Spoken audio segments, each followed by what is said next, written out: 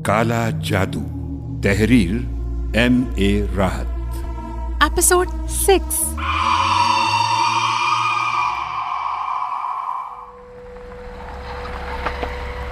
यहाँ पहुँचने के बाद तमाम लोग नीचे उतर गए।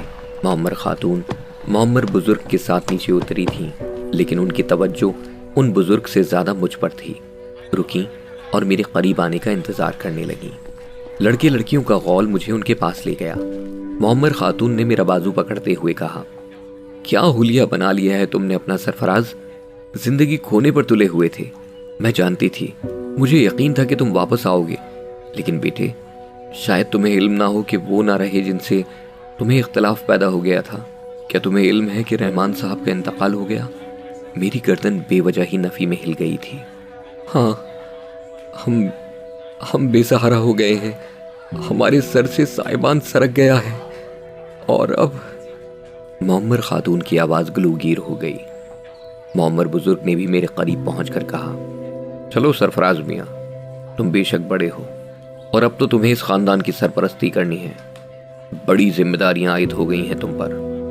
न जाने कहाँ कहाँ मारे मारे फिरते रहे हो। हम सब लोग अंदर दाखिल हो गए। खातून ने एक लड़की को हुक्म दिया कि मेरा लिबास वगैरह तैयार करे और गुस्ल खाने में पहुंचा दे। मैं इस अचानक अफ्ताद पर सख्त हैरान परेशान था, लेकिन क्या करता। आर्जी तौर पर हालात से समझौता करना पड़ा था।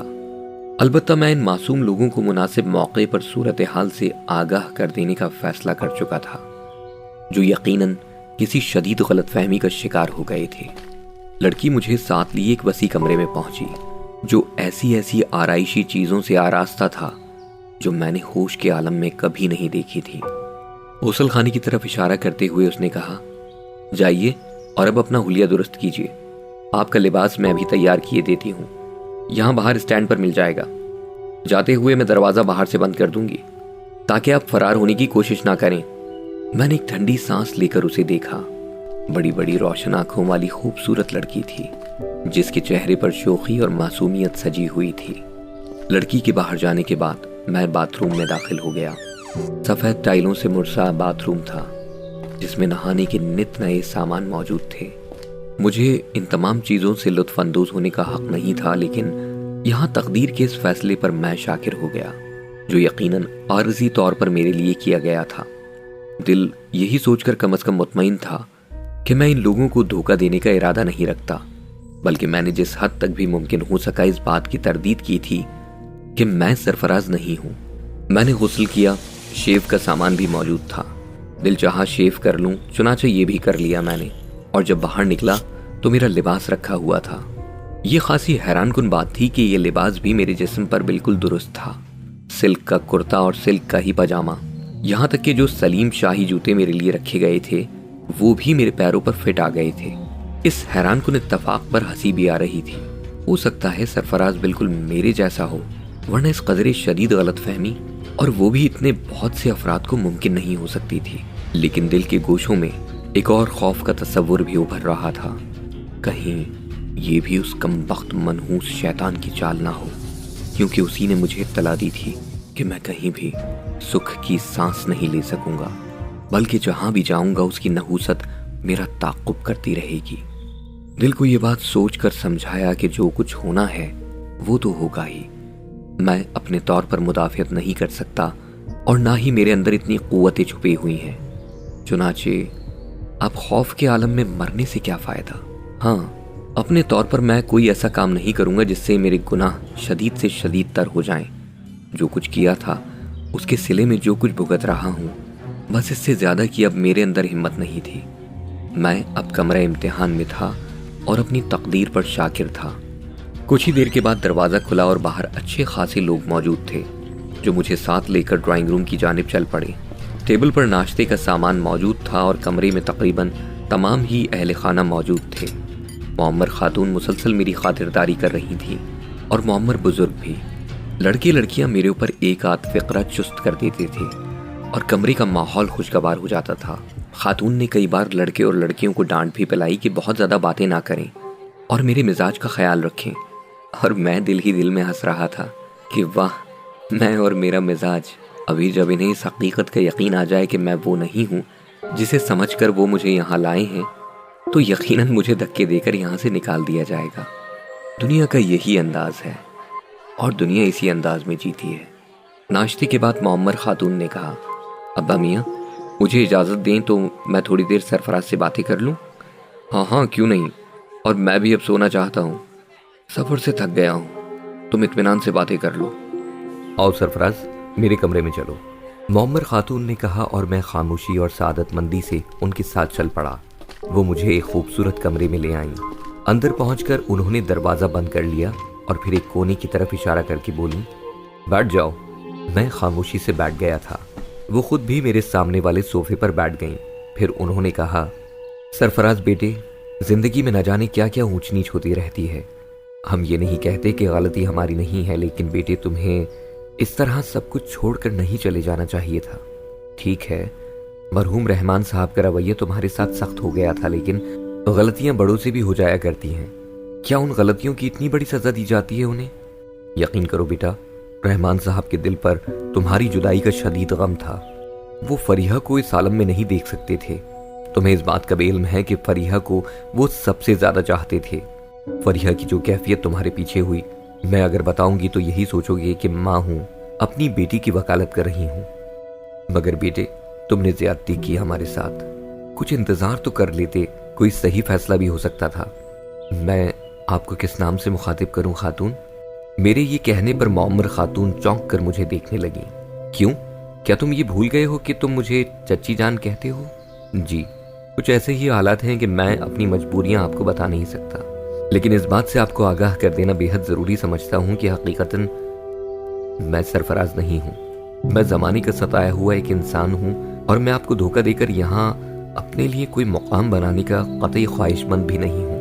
मोअम्मर खातून बेएतबारी के अंदाज में संजीदगी से मुझे देखती रहीं और फिर बोली, इसका मतलब है कि तुम्हारा दिल अभी साफ नहीं हुआ।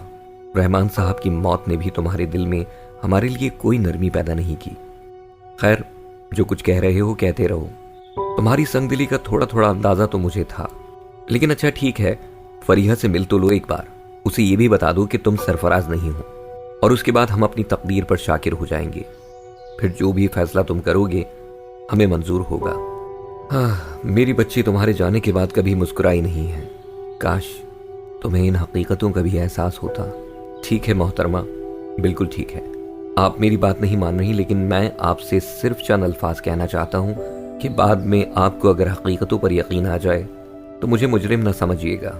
इस तमाम कहानी में मेरा कोई कसूर नहीं है। खातून के चेहरे पर नागवारी के आसार उभरे।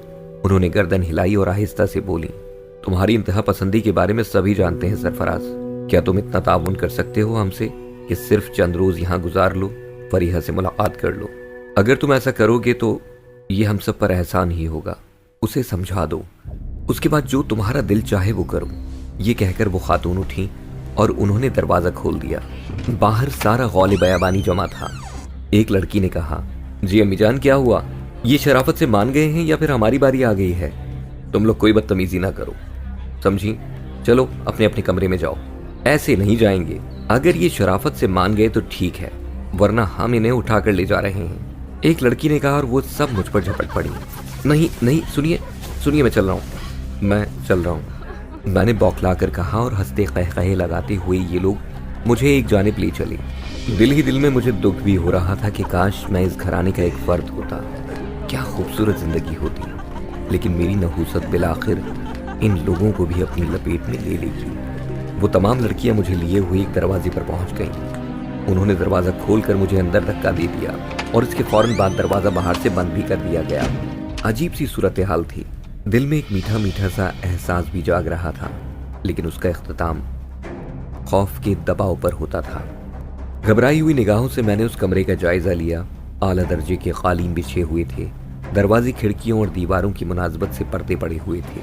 कमरे की एक जानिब एक मसहरी थी जिस पर 2 तकिए रखे हुए थे। मसहरी के बाईं जानिब फूलों का एक बहुत बड़ा खूबसूरत गुलदस्ता नजर आ रहा था जिसमें ताज़ा फूल लगे हुए थे और उसके अतराफ में भीनी भीनी खुशबू फैली हुई थी। कमरे के इंतहाई सिरे पर बनी हुई खिड़की के सामने एक नुस्वानी पैकर मौजूद था जिसकी पुश्त दरवाजे की जानिब थी। गहरे नीले लिबास में मलबूस, सियाह चोटी कमर से नीचे तक लटकी हुई थी। मैं सख्ती की सी हालत में खड़ा ادھر دیکھتا رہا اور پھر بمشکل تمام میری آواز ابھری، سنیے۔ نسوانی جسم میں ہلکی سی تھرتھراہٹ ہوئی اور پھر اس نے اپنا رخ تبدیل کر لیا اور آنسوؤں سے لبریز ایک حسین چہرہ میری نگاہوں کے سامنے آ گیا۔ وہ بے حد حسین تھی، اس کے چہرے پر عجیب سی یاسیت چھائی ہوئی تھی۔ میں سکتے کے عالم میں اسے دیکھتا رہ گیا۔ میں زندگی کے اس شعبے سے پوری طرح روشناس نہیں تھا، لیکن یہ سلگتا ہوا حسن میری آنکھوں کے راستے دل میں اترتا چلا گیا تھا۔ ان حسین اور بڑی بڑی آنکھوں سے جن کے چہرے کے نقوش ان معمر خاتون سے کافی ملتے تھے، آنسوؤں کی جھڑی سی لگی ہوئی تھی۔ میں چند قدم آگے بڑھا اور میں نے لرزتی ہوئی آواز میں کہا، سنیے، شاید آپ کا نام فریحہ ہے۔ یہاں سب لوگ اس غلط فہمی کا شکار ہیں کہ میں سرفراز ہوں۔ ان لوگوں نے مجھے ریلوے اسٹیشن پر دیکھا تھا، لیکن میں آپ کو یہ بتا دینا چاہتا ہوں خاتون کہ میرا نام سرفراز نہیں ہے۔ ہو سکتا ہے کہ میرا چہرہ ان سے اتنا ملتا جلتا ہو کہ سب دھوکہ کھا رہے ہیں، لیکن آپ کو دھوکہ نہیں کھانا چاہیے۔ یہ غلط فہمی آپ کے لیے سب سے زیادہ بھیانک ہو سکتی ہے۔ وہ آنسو بھری نگاہوں سے مجھے دیکھتی رہی، پھر اس نے کہا، عامل پور کیوں آ گئے؟ یہ سب تقدیر کا پھیر ہے۔ آپ سمجھدار ہیں، اچھا برا سمجھ سکتی ہیں۔ اور ابھی میں نے اتنا ہی کہا تھا کہ خاتون فریحہ بے اختیار ہو گئیں، دوڑ کر آگے بڑھیں اور میرے سینے سے اپنا سر ٹکا دیا۔ مجھے معاف کر دو، میں اپنا تجزیہ نہیں کر پائی تھی۔ مجھے اندازہ نہیں تھا کہ تم سے دور رہ کر میں زندہ درگور ہو جاؤں گی۔ فرازی، اب مجھے معاف کر دو۔ وہ سسک سسک کر رونے لگی۔ میرے حواس معطل ہوئے جا رہے تھے، کچھ کر بھی نہیں سکتا تھا، سکتے کے عالم میں ہی کھڑا رہا۔ فریحہ کے دل کی بھڑاس نکل گئی تو اس نے گردن اٹھا کر مجھے دیکھا، پھر بولی، مجھے معاف نہیں کرو گے؟ کیا اس کے کچھ امکانات ہیں؟ کیا آپ میں سے کوئی سمجھداری سے کام لے لے؟ میں نے گہری سانس لے کر کہا، تم یہ کہنا چاہتے ہو کہ تم سرفراز نہیں ہو؟ ہاں، میں سرفراز نہیں ہوں۔ پھر تم کون ہو؟ ایک تقدیر کا مارا۔ تم ہمارے ساتھ نہیں رہنا چاہتے؟ کاش رہ سکتا، میں نے کہا، اور وہ مجھے دیکھتی رہی۔ اس کے چہرے سے میں نے یہ اندازہ لگا لیا تھا کہ وہ میری بات پر یقین نہیں کر رہی۔ پھر اس نے ٹھنڈی سانس لے کر کہا، ایک درخواست قبول کر لو گے؟ حکم دیجیے۔ اگر میرے لیے تمہارے دل میں کوئی گنجائش باقی نہیں رہی تو ٹھیک ہے، میں تمہیں مجبور نہیں کروں گی، مگر تمہارے آنے سے یہ سب کھل اٹھے ہیں۔ امی بھی خوش نظر آ رہی ہیں، صرف انسانی ہمدردی کی بنیاد پر ان کے ساتھ کچھ وقت گزار لو۔ ابو کی موت نے ان سب کو نیم مردہ کر دیا ہے، تمہاری وجہ سے کچھ خوشیاں مل جائیں گی۔ بات میری رہ جاتی ہے تو میں اپنی تقدیر سے سمجھوتا کر لوں گی، دوسروں پر کچھ ظاہر نہیں کروں گی، صرف میری سزا قائم رکھو، صرف میری۔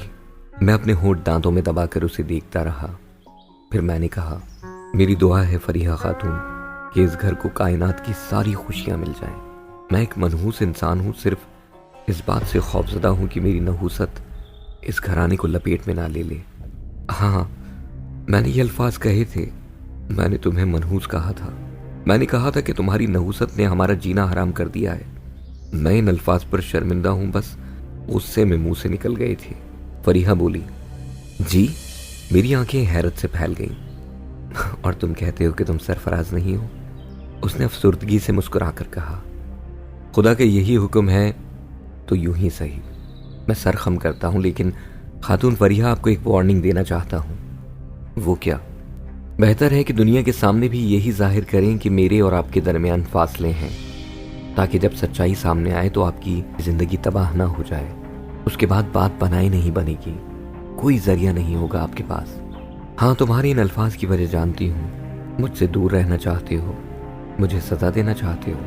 فرازی، مجھ سے زیادہ تمہیں اس دنیا میں کون جانتا ہے؟ خیر، اپنے لیے مجھے ہر سزا قبول ہے، شاید وقت میری مشکل حل کر دے، مجھے منظور ہے۔ میں نے بے چارگی سے گردن ہلا دی تھی۔ اس نے مجھے اداس نگاہوں سے دیکھتے ہوئے کہا، اور ہو سکے تو دوسروں کے سامنے میری توہین نہ کرنا، ہمیں کوئی درمیانی راہ نکالنی ہوگی فریحہ صاحبہ۔ میں نے کہا اور وہ خاموش رہی تھی۔ بحالت مجبوری اس انوکھے ڈرامے کے لیے تیار ہو گیا تھا، موت کی جبڑوں سے نکلا تھا اور کوئی اور گناہ نہیں کرنا چاہتا تھا، ورنہ اس موقع سے پورا فائدہ اٹھاتا۔ میں نے کہا، آئیے فریحہ باہر چلیں، آپ دوسرے لوگوں کو جو کچھ بتانا چاہیں بتائیں۔ جی بہتر۔ اس نے گردن ہلا دی۔ ہم دونوں باہر آ گئے۔ باہر لڑکے اور لڑکیوں کا غول جیسے منتظر ہی تھا۔ انہوں نے اس مختصر وقت میں انتظام بھی کر لیا تھا، چنانچہ ہم دونوں کو پھولوں سے لاد دیا گیا۔ सब मेरी आमद की खुशियां मना रहे थे, मगर मेरा दिल रो रहा था। वो मैं नहीं था जिसके लिए खुशियां मनाई जा रही थी। फरीहा भी बुझी बुझी सी थी। खूब हंगामा लगा रहा। अलबत्ता रेहाना बेगम हम दोनों का बगौर जायजा ले रही थी। रात के खाने के बाद उन्होंने मुझसे तन्हाई में कहा, लगता है सरफराज मियाँ तुम्हारे दरमियान इख्तलाफ दूर नहीं हुआ। मुझे मौका मिल गया। मैंने कहा, ये बात नहीं है चची जान, हम दोनों के दरमियान एक समझौता हुआ है। और वो क्या? हम 1 माह तक अपना अपना तज्जिया करेंगे अलग अलग रहकर, और ये फैसला करेंगे कि मुस्तकबिल में हमें एक दूसरे के जज्बात का किस तरह ख्याल रखना होगा। बात कुछ समझ में नहीं आई। रेहाना बेगम बोली, अगर आप इसे हम दोनों के दरमियान रहने दें तो ज़्यादा अच्छा नहीं होगा चची जान। मैंने आजिज़ी से कहा, अलग अलग रहने से तुम्हारी क्या मुराद है? मेरा मतलब है हमारे दरमियान ताउन और मुफाहमत रहेगी, बस कुर्बत नहीं होगी। तुम दोनों ही सर फिरे हो, मगर अब तुम यहाँ से जाओगे नहीं। जी चची जान, मैंने ठंडी सांस लेकर कहा। वैसे ज़ाती तौर पर मुझे तुमसे बेहद शिकायत है। क्यों चची जान? ये मालूम होने के बावजूद कि रहमान इस तरह हमारे दरमियान से चले गए, तुम्हारा दिल ना पसीजा, और तुमने आदत के मुताबिक ड्रामा रचाया कि तुम सरफराज नहीं हो। हालांकि इस वक्त तुम्हें सारी रंजिशें भूलकर हमसे अफसोस करना चाहिए था, हमारा सहारा बनना चाहिए था।